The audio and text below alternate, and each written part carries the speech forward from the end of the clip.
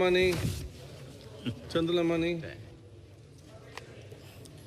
ಹುಬ್ಬಳ್ಳಿಯ ಕಿಮ್ಸ್ ಆಸ್ಪತ್ರೆಯಲ್ಲಿ ಕ್ಲಾರಿಫಿಕೇಶನ್ ಕೇಳಿ ಆಧಾರದ ಮೇಲೆ ಕಾರ್ಯನಿರ್ವಹಿಸಿದ ಗುತ್ತಿಗೆ ಶುಶ್ರೂಷಕರ ಸಿಬ್ಬಂದಿಗಳಿಗೆ 7ನೇ ವೇತನ ಆಯೋಗದ ಮೇಲೆ ವೇತನವನ್ನು ನಿಗದಿಪಡಿಸಬೇಕಂತೇಳಿ ಒಂದು ವೈದ್ಯಕೀಯ ಸಚಿವರ ಗಮನ ಸೆಳೆಯಲಿಕ್ಕೆ ಬಯಸಿದ್ದೇನೆ.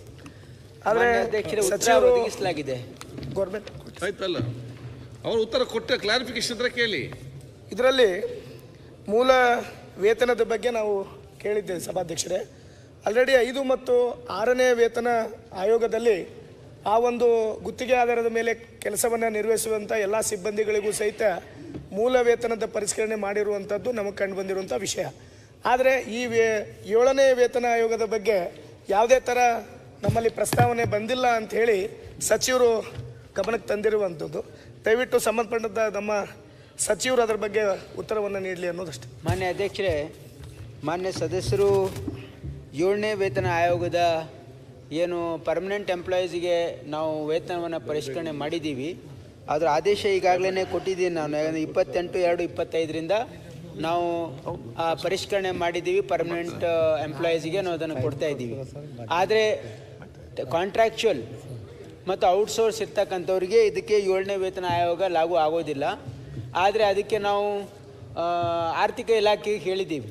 ಏನಂದರೆ ಪರಿಷ್ಕರಣೆಗೆ ನಾವು ಅವರಿಗೆ ಪ್ರಸ್ತಾವನೆಯನ್ನು ಸಲ್ಲಿಸಿದ್ದೀವಿ. ಇನ್ನೂ ನಮಗೆ ಆರ್ಥಿಕ ಇಲಾಖೆ ನಮಗೆ ಇನ್ನೂ ಸಮ್ಮತಿ ಕೊಟ್ಟಿಲ್ಲ ಅಥವಾ ಅವರಿಂದ ಡೈರೆಕ್ಷನ್ ಬಂದಿಲ್ಲ. ಯಾಕಂದರೆ ಒಂದೇ ಡಿಪಾರ್ಟ್ಮೆಂಟು ಅಥವಾ ಒಂದೇ ಇನ್ಸ್ಟಿಟ್ಯೂಟ್ ಅಲ್ಲ, ಇಡೀ ರಾಜ್ಯದಲ್ಲಿ ಸಾವಿರಾರು ಜನ ಕಾಂಟ್ರಾಕ್ಚುಯಲ್ ವರ್ಕರ್ಸ್ ಇರ್ತಾರೆ.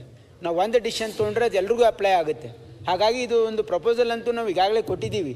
ಇವರಿಗೂ ಕೂಡ ನಾವು ಪರ್ಮನೆಂಟ್ ಎಂಪ್ಲಾಯೀಸಿಗೆ ನಾವು ಪರಿಷ್ಕರಣೆ ಮಾಡಿದ್ದೀವಿ 7ನೇ ವೇತನದಲ್ಲಿ.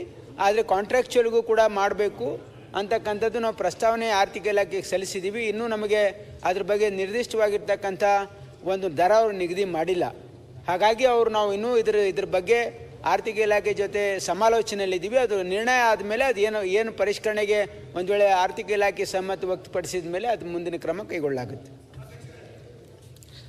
ತಾವು ಆರ್ಥಿಕ ಇಲಾಖೆಗೆ ಇನ್ನೂ ಹೋಗಿಲ್ಲ ಅಂತಂತೀರಿ, ಆದರೆ ಆರ್ಥಿಕ ಇಲಾಖೆ ಆಲ್ರೆಡಿ ಉತ್ತರವನ್ನು ನೀಡಿದೆ. ಏನಂತ ಉತ್ತರ ನೀಡಿದೆ ಅನ್ನೋದು ತಮಗೆಲ್ಲ ಗೊತ್ತಿದೆ. ನಮ್ಮಲ್ಲಿ ಫಂಡ್ ಇಲ್ಲ ಅಂತೇಳಿ ಉತ್ತರವನ್ನು ನೀಡಿದೆ.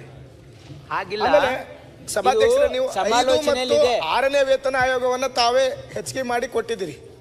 5 ಮತ್ತು 6ನೇ ವೇತನ ಆಯೋಗದಲ್ಲಿ ಈ ಕಾಂಟ್ರಾಕ್ಚುಯಲ್ ಬೇಸಿಸ್ ಮೇಲೆ ಕೆಲಸ ಮಾಡಿರುತ್ತ ಎಲ್ಲ ವರ್ಕರ್ಸಿಗೂ, ಸ್ಪೆಷಲಿ ಇನ್ಸ್ಟಿಟ್ಯೂಟಲ್ಲಿ ಕೆಲಸ ಮಾಡ್ತಿರೋರಿಗೆ ನೀವು ಮೂಲ ವೇತನವನ್ನು ಹೆಚ್ಚಿಗೆ ಮಾಡಿ ಕೊಟ್ಟಿರುವಂಥದ್ದು ನಿಮ್ಮ ಗಮನಕ್ಕಿರುವಂಥದ್ದು. ಅದರ ಜೊತೆಲಿ ತಮ್ಮ ಗಮನಕ್ಕೆ ತರಲಿಕ್ಕೆ ಬಯಸ್ತೀನಿ ಸಭಾಧ್ಯಕ್ಷರೇ, 7ನೇ ವೇತನ ಆಯೋಗವನ್ನು ದಿನಗೂಲಿ ನೌಕರರಿಗೂ ಸಹಿತ ನೀವು ಆಲ್ರೆಡಿ ಮಾಡಿದ್ದೀರಿ.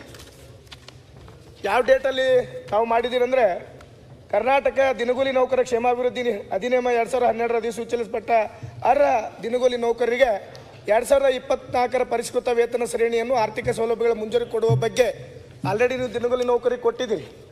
ಯಾವ 20/9/2024 ತಾವು ಆಲ್ರೆಡಿ ಇದನ್ನು ಬೇರೆ ದಿನಗೂಲಿ ನೌಕರಿ ಮಾಡೋರಿಗೆ ಆಲ್ರೆಡಿ ನೀವು ಕೊಟ್ಟಿರುವಂಥದ್ದು ಸಹಿತ ಮಾಹಿತಿ ಇರುವಂಥದ್ದು. ಮತ್ತು ಸಚಿವಾಲಯದ ಗುತ್ತಿಗೆ ಸಿಬ್ಬಂದಿಗಳಿಗೂ ಸಹಿತ ಆಲ್ರೆಡಿ ನೀವು ವೇತನವನ್ನು ಪರಿಷ್ಕರಣೆ ಮಾಡಿದ್ದೀರಿ. ಅದು ಸಹಿತ ಇಲ್ಲಿರುವಂಥ ಆದೇಶ ಗುತ್ತಿಗೆ ಆಧಾರದ ಮೇಲೆ ಕರ್ತವ್ಯ ನಿರ್ವಹಿಸುತ್ತಿರುವ ಸಿಬ್ಬಂದಿಗಳಿಗೆ 7ನೇ ವೇತನ ಆಯೋಗದ ಶಿಫಾರಸನೆಯ ಸಿಂಚಿತ ವೇತನವನ್ನು ಪರಿಷ್ಕರಿಸುವ ಬಗ್ಗೆ ಆಲ್ರೆಡಿ ತಾವು ಆದೇಶವನ್ನು ಹೊರಡಿಸಿದ್ದೀರಿ. ಅವ್ರಿಗೆ ಪರಿಷ್ಕರಣೆ ಮಾಡಲಾಗಿದೆ ಆಲ್ರೆಡಿ. ನನ್ನ ಹತ್ರ ಕಾಪಿ ಇದೆ. ಅವ್ರಿಗೆ ನೀವು ದಿನಗೂಲಿಯಲ್ಲಿ ಕೆಲಸ ಮಾಡುವಂಥವ್ರದ್ದು ಎಲ್ಲರದು ಸಹಿತ ತಾವು ಆಲ್ರೆಡಿ ಪರಿಷ್ಕರಣೆ ಮಾಡಿರುವಂಥದ್ದು 20/12/2024 ಮಾಡಿರುವಂಥ ಆದೇಶನೂ ಸಹಿತ ಇದೆ. ನಮ್ಮ ಇಲಾಖೆ ಬೇರೆ ದಿನಗೂಲಿ ಕೆಲಸ ಮಾಡುವಂಥವ್ರು ನಮ್ಮ ಇಲಾಖೆದಲ್ಲ ಅದು. ನಾವು ಅದಕ್ಕೆ ಬೇರೆ ಇಲಾಖೆಯವರು ಆರ್ಥಿಕ ಇಲಾಖೆಗೆ ಸಲ್ಲಿಸಿ ಅವ್ರದ್ದೇನೋ ಪರ್ಮಿಷನ್ ತೊಗೊಂಡಿರ್ಬೋದು. ನಮ್ಮ ಇಲಾಖೆಯಿಂದ ನಾವು ಆರ್ಥಿಕ ಇಲಾಖೆಗೆ ಸಮಾಲೋಚನೆಯಲ್ಲಿ ಇದ್ದೀವಿ. ನಾವು ಕೂಡ ಕೇಳಿದ್ದೀವಿ ಪರಿಷ್ಕರಣೆ ಮಾಡಿ ಕೊಡಿ ಅಂತ. ಅದನ್ನ ಅವರ ಒಂದು ಪರಿಶೀಲನೆಯಲ್ಲಿದೆ.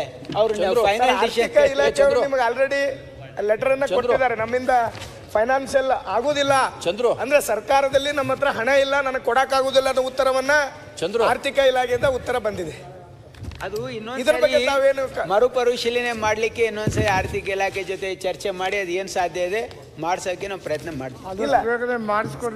ಸಭಾಧ್ಯಕ್ಷರೇ, ಇವರು ಡಿಪಾರ್ಟ್ಮೆಂಟ್ ಇಂದ ಹೋಗಿದೆ. ಸಭಾಧ್ಯಕ್ಷರೇ, ಆಯ್ತು ಹೇಳಿದ್ದಾರೆ. ಡಿಪಾರ್ಟ್ಮೆಂಟ್ ಇಂದ ಮೆಡಿಕಲ್ ಎಜುಕೇಶನ್ ಡಿಪಾರ್ಟ್ಮೆಂಟ್ ಇಂದನೇ ಹೋಗಿದೆ.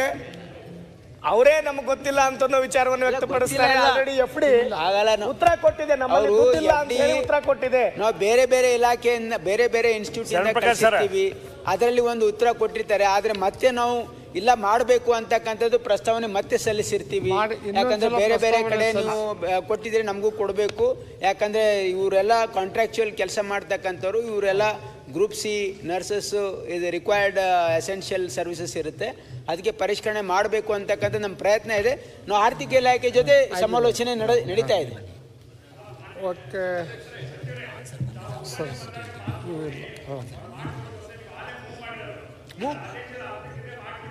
ಅದೇ ಸಮಾಲೋಚನೆಯಲ್ಲಿ ಇದೆ ಅಂತಾನೆ ಹೇಳ್ತಾ ಇದ್ದೀನಿ.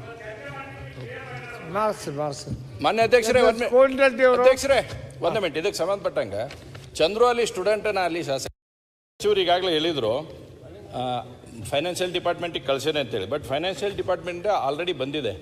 ಏನಂತೇಳಿ, financial department regrets the proposal due to the significant financial implication and the domain affects the proposal across various similarly placed institutions. The already committed expenditure in a AD and proposal further being submitted are also having the significant financial implications ಅನ್ನತಕ್ಕಂಥದ್ದನ್ನು finance department ಅವರು ಕೊಟ್ಟಿದ್ದಾರೆ. ಹೀಗಾಗಿ ಮಾನ್ಯ ಸಚಿವರಲ್ಲಿ ನಾವು ವಿನಂತಿ ಮಾಡ್ತೇವೆ. ಯಾಕಂದರೆ ಇದು ಅಲ್ಲಿರ್ತಕ್ಕಂಥವ್ರು 78 ಜನ ಇದ್ದಾರೆ. ಮೋಸ್ಟ್ಲಿ ರಾಜ್ಯ ತುಂಬ ಆದರೆ ನಿಮ್ಗೆ ಇನ್ನೂ ಹೆಚ್ಚಿಗೆ ಜನ ಆಗ್ಬೋದು. ಬಟ್ ಇವರೆಲ್ಲ ಕೋವಿಡ್ಲಿಂದ ಹಿಡ್ಕೊಂಡು ಅನೇಕ ಸಂದರ್ಭದಲ್ಲಿ ಭಾಳ ಒಳ್ಳೆ ರೀತಿಯಿಂದ ಕೆಲಸ ಮಾಡಿರ್ತಕ್ಕಂಥವ್ರು ಇದ್ದಾರೆ. ಹಾಗಾಗಿ ತಾವೊಂದಷ್ಟು ವಿಶೇಷವಾಗಿರ್ತಕ್ಕಂಥ ಮುತುವರ್ಜಿಯನ್ನು ವಹಿಸಿ ಇವ್ರಿಗೆ 7ನೇ ವೇತನ ಆಯೋಗದ ಮೂಲ ವೇತನವನ್ನು ನಾವು 100% 7ನೇ ವೇತನ ಕೊಡೋ ಅಂತ ಹೇಳೋಕ್ಕಾಗಲ್ಲ. ಆದರೆ ಅಟ್ಲೀಸ್ಟ್ ಮೂಲ ವೇತನನ ನೀವು ಇಂಪ್ಲಿಕೇಶನ್ ಮಾಡಿದ್ರಂದ್ರೆ ಅವ್ರ ಜೀವನಕ್ಕೆ ಒಂದು ಒಳ್ಳೇದಾಗ್ತೈತೆ ಅನ್ನೋಂಥದ್ದನ್ನು ತಮ್ಮ ಮುಖಾಂತರ ವಿನಂತಿ ಮಾಡ್ತೀನಿ. ಒಂದು ರೀಪ್ರಪೋಸಲ್ ಕಳಿಸ್ರಿ ಡಾಕ್ಟ್ರೆ. ಅಧ್ಯಕ್ಷರೇ, ನಾನು ಅದೇ ಹೇಳಿದೆ. ಈಗ ನಾವು ಆರ್ಥಿಕ ಇಲಾಖೆಯಲ್ಲಿ ಹೇಗಿರ್ತದೆ ಅಂದರೆ, ನಾವು ಪ್ರಪೋಸಲ್ ಕಳಿಸ್ತೀವಿ, ಅವ್ರು ಎಗ್ರಿ ಆಗಿದೆಯಲ್ಲ ಮತ್ತೆ ಕಳಿಸ್ತೀವಿ. ಈ ರೀತಿ ಸಮಾಲೋಚನೆ ನಿರಂತರವಾಗಿ ಆರ್ಥಿಕ ಇಲಾಖೆ ಜೊತೆ ನಮ್ಮ ನಡೀತಾನೆ ಇರ್ತದೆ. ಹಾಗಾಗಿ ಬಟ್ ಇದಕ್ಕೆ ನಮ್ಮ ಪ್ರಯತ್ನ ಅಂತೂ ಇದೆ. ಯಾಕಂದರೆ ಇದು ಎಸೆನ್ಷಿಯಲ್ ಸರ್ವಿಸ್ ಇರೋದ್ರಿಂದ ಅವ್ರಿಗೆ ನಾವು ಯಾವ ರೀತಿ ಹಿಂದೆ 6ನೇ ವೇತನದಲ್ಲಿ ಅವರ ಒಂದು ಬೇಸಿಕ್ ಸ್ಯಾಲ್ರಿಯನ್ನು ನಾವು ಕೊಟ್ಟಿದ್ದೀವಿ, ಆ ರೀತಿ ನಮ್ಮ ಪ್ರಯತ್ನ ಇದೆ. ಅದಾಗಿಲ್ಲ ಅಂದರೆ ಅಟ್ಲೀಸ್ಟ್ ನಾವು ಅಡಿಷ್ನಲ್ ಆಗಿ ಏನಾದರೂ ಅವರಿಗೆ ಸ್ಯಾಲ್ರಿ ಹೈಕ್ ಮಾಡೋಕ್ಕೆ ಸಾಧ್ಯ ಇದೆ, ಅದನ್ನು ಕೂಡ ಪರಿಶೀಲನೆಯಲ್ಲಿದೆ. ಓಕೆ ಓಕೆ ಆಯ್ತು ನೋಡಿ, ಅದು ಹೇಳಿದಾರ ಅಲ್ಲಲ್ಲ. ಈಗ ಕಳಿಸ್ತಾರೆ ಆರ್ಥಿಕ ಇಲಾಖೆಗೆ, ಇಲ್ಲೊಂದು ಸಲ ಪ್ರಸ್ತಾವನೆಯನ್ನು ಕಳಿಸ್ತಾರೆ. ಆರ್ಥಿಕ ಇಲಾಖೆಯಿಂದ ಪ್ರಸ್ತಾವನೆಯನ್ನು ಕಳಿಸ್ತಾರೆ. ಅಲ್ಲ, ಕಳಿಸಿ ವಾಪಸ್ ಬಂದಿದೆ. ನಮ್ಮ ಹತ್ರ ದುಡ್ಡಿಲ್ಲ ಅಂತ ಹೇಳಿ ಸರ್ಕಾರದಲ್ಲಿ ದುಡ್ಡಿಲ್ಲ ಅಂತ ವಾಪಸ್ ರಿಟರ್ನ್ ಬಂದಿದೆ. ಮತ್ತೊಂದ್ಸಲ ಕಳಿಸಲಿ ಅಂತ ಹೇಳಿದ್ದೇವೆ. ಸಭಾಧ್ಯಕ್ಷರೇ, ಇನ್ನೊಂದು ನಮ್ಮ ಮಾನ್ಯ ಶಾಸಕರಿಗೆ ಅದು ಇನ್ನೂ ಯಾಕಂದ್ರೆ ಫೈನಾನ್ಸ್ ಡಿಪಾರ್ಟ್ಮೆಂಟ್ ಹೆಂಗೆ ಕೆಲಸ ಮಾಡುತ್ತೆ ಅಂತ ಅವ್ರಿಗೆ ಪೂರ್ತಿ ಮಾಹಿತಿ ಇಲ್ಲ. ಒಂದೇ ಸರಿ ಒಪ್ಕೊಳ್ಳಲ್ಲ ಅವರು. ಆದರೆ ನಾವು ಪದೇ ಪದೇ ನಮ್ಮ ಪ್ರಯತ್ನ ಜಾರಿಯಲ್ಲಿ ಇರ್ತದೆ. ಹಾಗಾಗಿ ನಾವು ಅದಕ್ಕೆ ನಾವು ಅವರ ವೇತನ ಪರಿಷ್ಕರಣೆ ಮಾಡೋದಕ್ಕೆ ನಿರಂತರವಾಗಿ ನಮ್ಮ ಪ್ರಯತ್ನ ನಡೀತಾ ಇದೆ. ಸಭಾಧ್ಯಕ್ಷರೇ, ನಮ್ಮ ಸಚಿವರು ಏನು ಉತ್ತರ ಕೊಟ್ರಂದ್ರೆ ಒಂದೇ ಸಲ ಫೈನಾನ್ಸ್ ಡಿಪಾರ್ಟ್ಮೆಂಟ್ ಅಪ್ರೂವಲ್ ಕೊಡಲ್ಲ ಅಂತೇಳಿ ಸಚಿವರು ಹೇಳ್ತಾ ಇದ್ದಾರೆ. ನನಗೆ ಆಶ್ಚರ್ಯ ಆಗುದು. ಒಬ್ರು ಶಾಸಕರು ಹೇಳಿದ್ರೆ ನಡೀತೈತಿ, ಇದು ನಿಜ. ಒಬ್ರು ಸಚಿವರು ನಮ್ಮ ಡಿಪಾರ್ಟ್ಮೆಂಟ್ ಹೇಳಿದ ತಕ್ಷಣ ಅವರೇ ಒಪ್ಕೊಳ್ತಾ ಇದ್ದಾರೆ. ನಮ್ಮ ಡಿಪಾರ್ಟ್ಮೆಂಟ್ ಅಲ್ಲಿ ಕೆಲಸ ಆಗ್ತಿಲ್ಲ, ನಾವು ಪದೇ ಪದೇ ಮುಖ್ಯಮಂತ್ರಿಗೆ ಮೊರೆ ಹೋಗಬೇಕನ್ನೋ ವಿಚಾರವನ್ನು ಹೇಳ್ತಾರೆ. ಇನ್ನೊಂದು ವಿಷಯವನ್ನು ಇದು ಅತಿ ಅವಶ್ಯಕತೆ ಇದೆ ಅಂತ ಹೇಳಿದ್ಮೇಲೆ ಕೊಡ್ತಾರೆ. ಒಂದೇ ಸರಿ ನಾವು ಕೇಳಿದ ತಕ್ಷಣ ಕೊಡೋದು ಯಾವ ದೇಶದಲ್ಲೂ ಇಲ್ಲ, ಯಾವ ರಾಜ್ಯದಲ್ಲೂ ಇಲ್ಲ. This is the system, it works like this. ದುಡ್ಡಿಲ್ಲ ಅಂತ ಹೇಳಿದರೆ ಆದಷ್ಟು ದುಡ್ಡು ಅರೇಂಜ್ ಮಾಡಿ. ಇನ್ನೊಂದು ಸಭಾಧ್ಯಕ್ಷರೇ, ಕೋವಿಡ್ ಸಮಯದಲ್ಲಿ ಅದೇ ಸಿಬ್ಬಂದಿಗಳು ಬಹುತೇಕ ಬಹಳಷ್ಟು ಜನ ಕೆಲಸವನ್ನ ನಿರ್ವಹಿಸಿದ್ದಾರೆ. ಅವ್ರದ್ದು ಸಹಿತ ಏನು ಅರಿಯರ್ಸ್ ಕೊಡ್ಬೇಕಂತ ಪೆಂಡಿಂಗ್ ಇದೆ, ಅದನ್ನು ಸಹಿತ ಇನ್ಸ್ಟಿಟ್ಯೂಟ್ ಅಲ್ಲಿ ಮಾಡಿದವರು. ಇವು ಬಹಳಷ್ಟು ಪೆಂಡಿಂಗ್ ಇರೋದ್ರಿಂದ ಅದನ್ನ ಕ್ಲಿಯರ್ ಮಾಡ್ಬೇಕಂತೇಳಿ ಮಾನ್ಯ ಸಚಿವರಿಗೆ ನಿಮ್ಮ ಮುಖಾಂತರ ಅವರಿಗೆ ಅವರಿಗೆ ಮಾಡ್ಕೊಡ್ಲಿ ಅಂತ ವಿನಂತಿ ಮಾಡ್ತೀನಿ ಅಷ್ಟೇ. ಅವರು ಕೂಡ ಹೇಳಿದಾರ ನೆಕ್ಸ್ಟ್ ಅದು ಹೇಳಿ ಮಾಡ್ಸೋಣ ಅಂತ ಬಿಡಿ. ಅದು ಕೋವಿಡ್ ಅಲ್ಲಿ ದುಡ್ದವರು ಅಲ್ಲ ಸ್ವಲ್ಪ ಅವ್ರಿಗೆ ಆರೋಗ್ಯ ಇಲಾಖೆಯಲ್ಲಿ ಕೊಟ್ಟಿದ್ದಾರೆ, ವೈದ್ಯಕೀಯ ಶಿಕ್ಷಣ ಇಲಾಖೆಯಲ್ಲಿ ಕೊಟ್ಟಿಲ್ಲ ಅಂತಕ್ಕಂಥ ಗಮನಕ್ಕೆ ಬಂದ್ಮೇಲೆ ಅದನ್ನು ಕೂಡ ನಾವು ಆರ್ಥಿಕ ಇಲಾಖೆಗೆ ಕಳಿಸಿದೀವಿ. ಅದಿನ್ನೂ ಅದಕ್ಕೆ ನಮಗೆ ಇನ್ನೂ ರಿಪ್ಲೈ ಬಂದಿಲ್ಲ. ಓಕೆ, ಕೋನ್ ರೆಡ್ಡಿ ಅವರು. ಮಾನ್ಯ ಸಭಾಧ್ಯಕ್ಷ, ನಮ್ದು 7ನೇ ಅಧ್ಯಕ್ಷರೇ, 7ನೇದಾ? ಈಗಾಗಲೇ ಕೋನ್ ರೆಡ್ಡಿ ಅವ್ರದ್ದು ಕರೆದಿದ್ದೀನಿ, ಅವ್ರ ಮುಗಿದ ಮೇಲೆ ನಿಮಗೆ ಕೊಡ್ತೇನೆ. ನಮ್ದು ಬಿಟ್ಟು ಮುಂದೆ ರಾಜ್ಯದ ಮುಂಗಾರು ಮಳೆ ಆರ್ಭಟದಿಂದ ರಾಜ್ಯದಲ್ಲಿ ಕೊಚ್ಚೋದರ್ಥ ಮತ್ತು ಬೆಳೆಗಳ ಬಗ್ಗೆ ಸರ್ಕಾರ ಪರಿಹಾರ ಕೊಡಬೇಕು ಅಂತ ಒತ್ತಾಯ ಮಾಡಿವಿ. ಉತ್ತರವನ್ನು ಕೊಟ್ಟಾರ ಸರ್. ಆದ್ರೆ ಉತ್ತರದಲ್ಲಿ ಹೇಳಾರ ನಾವು ಪರಿಹಾರ ಕೇಂದ್ರ ಸರ್ಕಾರದ ಇದರಿಂದ ನಾವು ಇದು ಗೈಡ್ಲೈನ್ಸ್ ಪ್ರಕಾರ ಕೊಡ್ತೀವಿ ಅಂತ. ಆದರೆ ರಾಜ್ಯ ಸರ್ಕಾರದಿಂದ ಈಗಾಗಲೇ ರಿಜೆಕ್ಟ್ ಮಾಡಕ್ಕೆ ಕೇಂದ್ರ ಸರ್ಕಾರ ಬದಲಾವಣೆ ಮಾಡಿದ್ರೆ ಸಾಧ್ಯ ಐತೆ ಅಂತೇಳಿ ಅದಕ್ಕೆ ಸರ್ಕಾರ ಸ್ಪಷ್ಟೀಕರಣ ಮಾಡ್ಬೇಕಂತ ವಿನಂತಿಯನ್ನು ಮಾಡ್ತೇನೆ.